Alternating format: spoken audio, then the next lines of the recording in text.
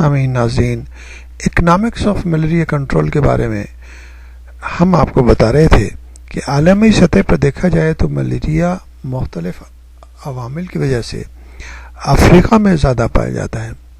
عالمی ادارہ صحت کی ملیریا رپورٹ 2011 اور عالمی ملیریا ایکشن پلان کے مطابق دنیا کے 106 کنٹریز میں رہنے والے تقریباً 303 ملین افراد لوگ یعنی دنیا کی آدھی آبادی ملیریا کے خطرات سے محفوظ نہیں۔ 2010 میں ملیریا کے تقریباً 216 ملین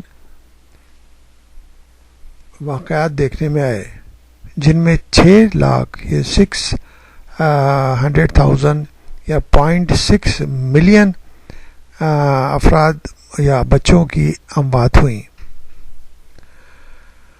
ان میں سے 91% اموات صرف افریقی علاقوں میں ہوئیں، جبکہ ایک محتاط اندازے کے مطابق 86% اموات کا شکار بچے ہوئے۔